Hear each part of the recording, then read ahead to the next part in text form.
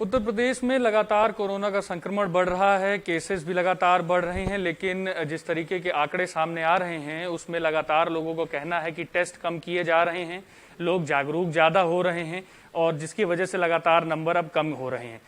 क्या है सच्चाई? लगातार विपक्ष भी इन चीजों को टटोल रहा है, लगातार कांग्रेस पार्टी लगातार ये चेक कर रही है कि जमीनी स्तर पर सच्चाई क्या है। इस पर हमसे ज्यादा बात करने के लिए आज उत्तर प्रदेश कांग्रेस कमेटी के अध्यक्ष अजय लल्लू जी मौजूद हैं। सर, कोविड का जो मैनेजमेंट सरकार द्वारा किया जा रहा है, जो स्थिति है कोविड की अभी, उसको लेकर क्या कहना है? आप क्या चीजें देख रहे हैं आप जमीनी स्तर पर? देखिए, बड़ा भयावह स्थिति है। अस्पतालों के बाहर लंबी लाइन लगी हुई है, लोग तड़प तड़प के मर रहे हैं। ऑक्सीजन के अभाव में, बेड के अभाव में, वेंटिलेटर के अभाव में, दवाइयों के अभाव में।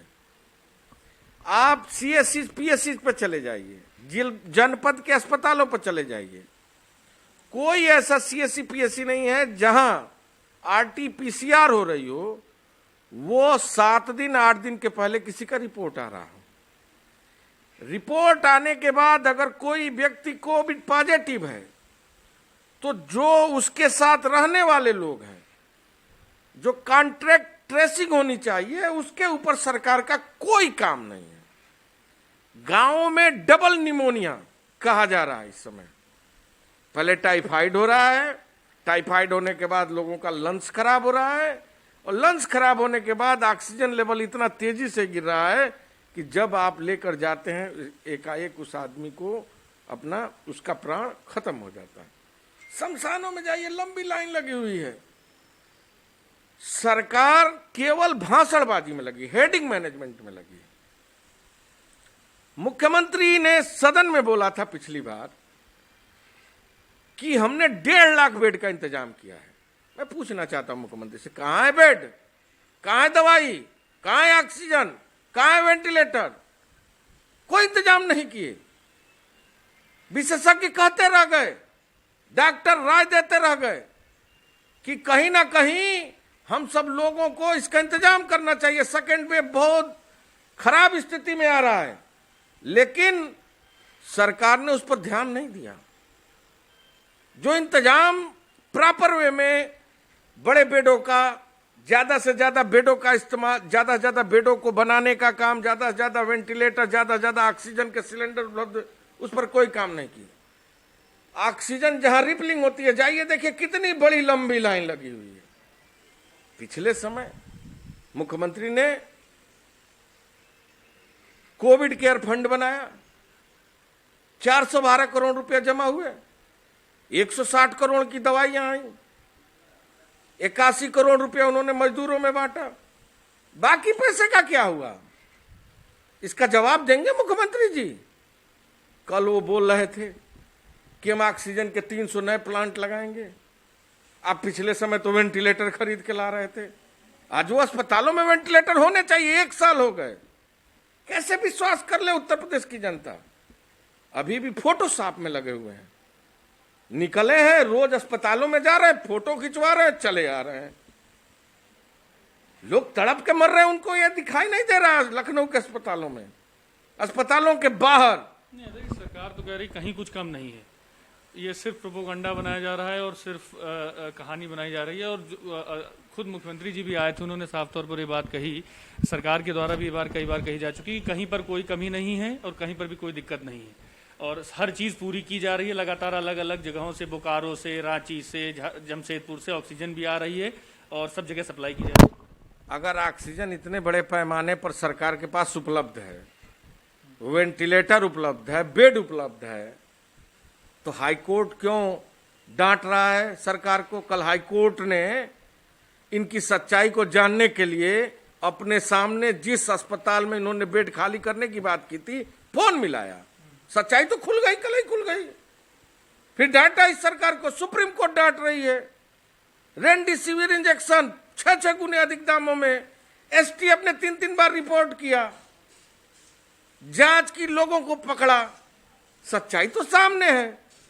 तमाम पत्रकार, तमाम मनीषी, तमाम पुलिस के अधिकारी, तमाम कर्मचारी, 700 शिक्षक और लोग तो अनगिनत हजारों की संख्या में रोज मर रहे हैं। उसके बारे में तो सरकार का कहीं कोई बयान नहीं है। दुखद बंगाल के चुनाव को लेकर चिंतित हैं, उसके लिए धरना दे रहे हैं। अगर आपके अंदर राजनीतिक इच्छा होती, लोगों की सेवा की शक्ति होती, तो आप लोगों के ऑक्सीजन बेड के इंतजाम के लिए धरना देते। नैतिकता मर चुकी है, विश्वास खो चुकी है ये सरकार। 8 विधायकों ने पत्र लिखा सरकार को। क्या लिखा? ऑक्सीजन की कमी है, बेड की किल्लत है, वेंटिलेटर नहीं है, रेमडेसिविर इंजेक्शन नहीं है, और भी तमाम दवाइयां मार्केट से गायब हो रही हैं। मंत्री ने, इनके उप मुख्यमंत्री दिनेश शर्मा जी ने चिट्ठी लिखा, तमाम मंत्री सांसद रोज चिट्ठी लिख रहे हैं। तो ये जो जमीनी हकीकत है वो तो उत्तर प्रदेश के सामने, अगर मुख्यमंत्री धृतराष्ट्र बन के ही जीना चाहते हैं तो उसमें हम क्या कर सकते हैं? जब भी ऐसी कोई बात आती है, जब खासतौर पर जैसे कांग्रेस की बात की जाए या अन्य विपक्षी दलों की बात की जाए, तो सरकार ये कहती है सिर्फ वो राजनीति कर रही है। जिस तरीके से आपने भी चीजें बताई, उसको लेकर उनका सीधा बयान होता है कि आप लोग राजनीति कर रहे हैं, आप महामारी के समय पर भी राजनीति कर रहे हैं। तो क्या ये जो चीजें आप लोग अभी बता रहे हैं या जो जनता के सामने सच्चाई रखने का प्रयास कर रहे हैं, इस पर क्या टिप्पणी आपकी होगी कि सरकार आपको हमेशा कहती है कि आप लोग सिर्फ राजनीति कर रहे हैं, कहीं आपका सकारात्मक पहलू सामने नहीं है?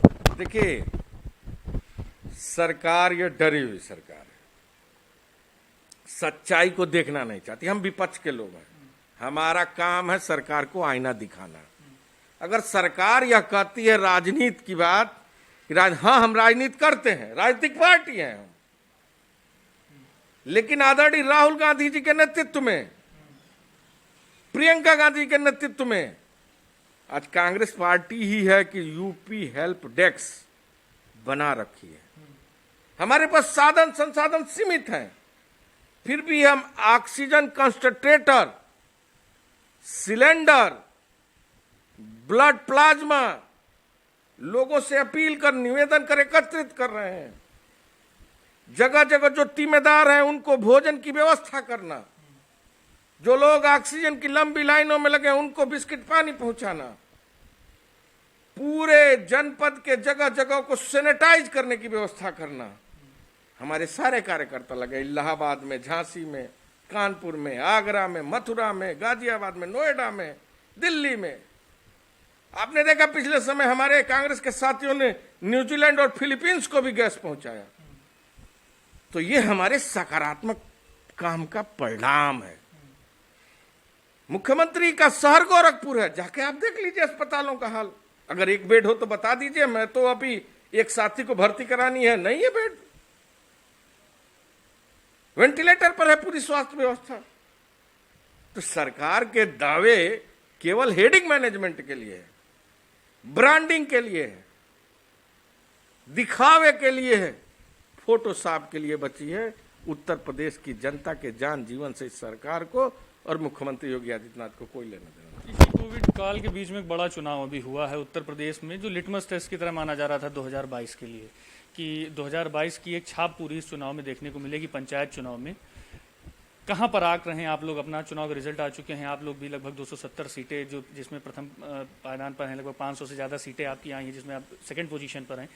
आप लोग अपने आप की क्या स्थिति देखते हैं? देखिए, आदरणीय प्रियंका गांधी जी के आने के बाद संगठन के निर्माण की प्रक्रिया को कांग्रेस पार्टी ने शुरू किया। न्याय पंचायत स्तर पर, ब्लॉक स्तर पर और जनपद स्तर पर हमने संगठन का निर्माण किया। आज गांवों में संगठन तैयार करने का नतीजा ही है कि हम ये नहीं कहते कि हमें बहुत बड़ा परिणाम मिला है, लेकिन एक संतोषजनक परिणाम। 270 जिला पंचायत पर कांग्रेस पार्टी ने जीत दर्ज की है, 571 पर सेकंड पोल किया है, 711 पर थर्ड पोल किया है, और कहीं ना कहीं मत प्रतिशत कांग्रेस पार्टी का बहुत तेजी के साथ बढ़ा है। लोगों का विश्वास, गांव, खेत खलियान, नौजवान, किसान, गरीब, शोषित, वंचित, कानून व्यवस्था, महिला सुरक्षा, कोरोना के महामारी के दौरान तमाम कार्यों को देखते हुए उत्तर प्रदेश की जनता का एक आशीर्वाद और उत्तर प्रदेश कांग्रेस कमेटी के प्रत्याशियों को सहयोग मिला है। हमें भरोसा है कि हम जिस तरह विपक्ष के रूप में लड़ाई को जारी रखने का काम किया आदरणीय प्रियंका गांधी के नेतृत्व में उत्तर प्रदेश का कांग्रेस का कार्यकर्ता, हमें आने वाले दिन में और भी अच्छे परिणाम मिलेंगे। न्याय पंचायत, हम न्याय पंचायत, ब्लॉक के हमारे तमाम पदाधिकारी, जिला के पदाधिकारी बड़े पैमाने पर क्षेत्र पंचायत और ग्राम पंचायत की हजारों सीटों को जीते हैं। और निश्चित तौर से हमारा जो संगठन है वो बहुत नीचे स्तर तक गया। और ये कहते हुए मुझे ये गर्व भी है कि पूरे उत्तर प्रदेश में दुदही वार्ड नंबर 50 कांग्रेस का समर्थित प्रत्याशी तमकुहीराज विधानसभा का, जो मेरे विधानसभा से आता है, 17,000 से चुनाव जीता है, जो रिकॉर्ड है पूरे उत्तर प्रदेश का।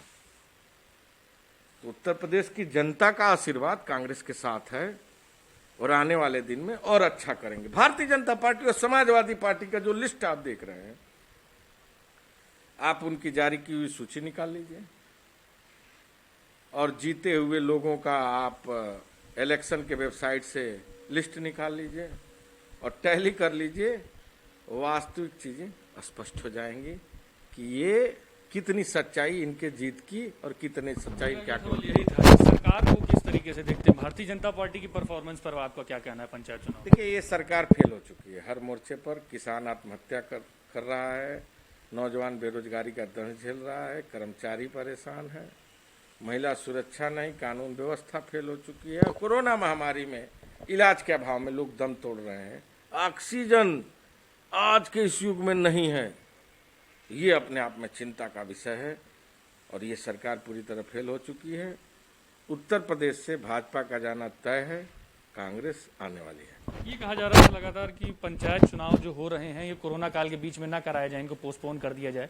सारी प्रक्रिया हुई, सारी चीजें हुई, अभी क्या लगता है इसका कोई असर अभी कोविड में देखने को मिलेगा? देखिए, बड़े पैमाने पर इसका असर देखने को मिल रहा है। गाँव में लोग तड़प तड़प के मर रहे हैं, बीमारी तेजी के साथ फैली हुई है। 700 से अधिक शिक्षकों ने जान गंवाई, उनके प्रति मेरी संवेदना है। तमाम कर्मचारियों ने जान गंवाई, उनके प्रति मेरी संवेदना है। और मैं सरकार से मांग करूंगा कि उनको कम से कम 50-50 लाख रुपए का अनुदान और उनके घर में एक सरकारी नौकरी की व्यवस्था करें। कोरोना काल के लिए लोगों को चैनल की तरफ से आप क्या संदेश देना चाहेंगे? क्या किस तरीके से बताना चाहेंगे? क्योंकि एक बड़ी महामारी है, लगातार लोग परेशान हैं, जिस तरीके से आप भी बता रहे हैं और सड़कों पर और अस्पतालों के बाहर भी दिख रहा है कि लोग परेशान हैं। क्या अपील करना चाहेंगे? देखिए, ये एक त्रासदी है और बड़े महामारी के रूप में आज देश के सामने, उत्तर प्रदेश के सामने है। हमें सुरक्षित रहने के लिए ज़्यादा से ज़्यादा घरों में रहना पड़ेगा, इस चैन को तोड़ना पड़ेगा, अपने जगहों को सैनिटाइज रखें और निश्चित तौर से यह भरोसा रखें पूरी तरह आपको इस बीमारी से, महामारी से जीतना है, यह मन में एक विश्वास होना चाहिए। आप स्वस्थ रहें, निरोग रहें, यही हमारी ईश्वर से कामना है। खबर से बात करने के लिए ये थे उत्तर प्रदेश कांग्रेस के प्रदेश अध्यक्ष अजय कुमार लल्लू जी, जिनका साफ तौर पर कहना था कि कोरोना मैनेजमेंट के नाम पर सरकार पूरी तरीके से फेल है। जनता साफ तौर पर जान रही है कि सरकार किस तरीके से काम कर रही है और 2022 में इसका रिजल्ट देखने को जरूर मिलेगा। कैमरामैन मनोज के साथ में विक्रम राठौर, हिंदी खबर, लखनऊ।